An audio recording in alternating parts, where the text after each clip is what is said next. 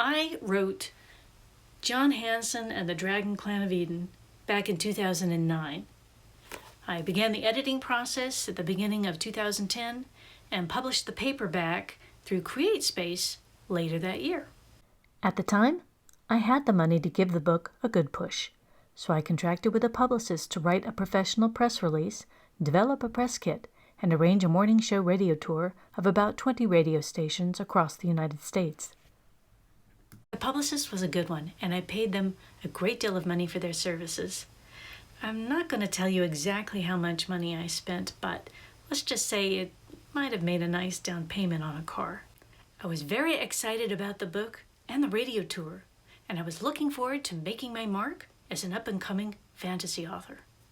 The tour took place in a rapid-fire manner one morning, and I enjoyed talking with all the radio show hosts. Due to my acting training, I thought I did a pretty good job. Afterwards, I looked forward to seeing the results my grand splash had made on my sales. I sold one book. One. Yeah. It wasn't the publicist's fault, and I don't think it was my fault either. I've listened to radio tours from top-tier Big Six authors, and I think they can be an effective marketing tool. But I don't think a radio tour was exactly the right marketing strategy for an unknown author to give me the best return on my investment. My advice to you? Don't do what I did. The experience was demoralizing, and as you might expect, I felt kind of stupid. I thought perhaps I didn't know what I was doing, and therefore I needed a reputable publisher to help. By this time, I'd written 2 sequels for a 3-book series. I pitched the series to a small publisher. They liked the premise, but they turned me down. They said books written in first person weren't terribly marketable. I thought about it long and hard, and then I made the publisher a counteroffer. What if I were willing to rewrite the book in third person? They said they would be willing to look at the project again once I had a few sample chapters to submit. So that's what I did. I renamed the book The Last Great Wizard of Yden, and I set about rewriting it in third person. It wasn't easy. I confess it was a little tedious. Since I didn't have the luxury of seeing things through John Hanson's perspective, I had to find ways of getting information into the narrative some other way. Even so, I think the book was improved by the effort.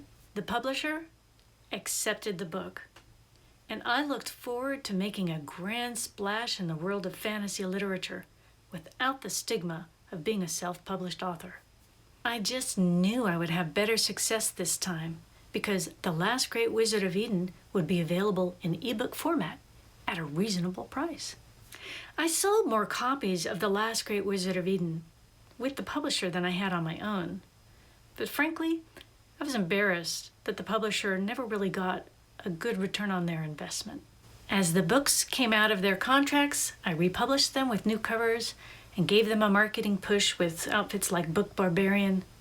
But the series never really met my expectations. I love the stories, the characters, and the fantasy world I created, but the world of Yden never really took off.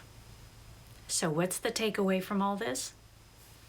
Spend your marketing dollars wisely and cautiously, and try different things to see what works for you. Don't assume that blowing a wad of cash right out the gate is going to propel you into the stratosphere. And finally, having a publisher for your work, although helpful, is no guarantee of success either. Most importantly, however, don't ever think that failing in one area of your writing means that you'll be a failure throughout your career. Talk to you soon.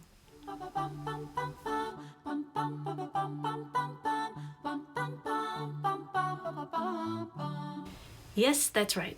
One book.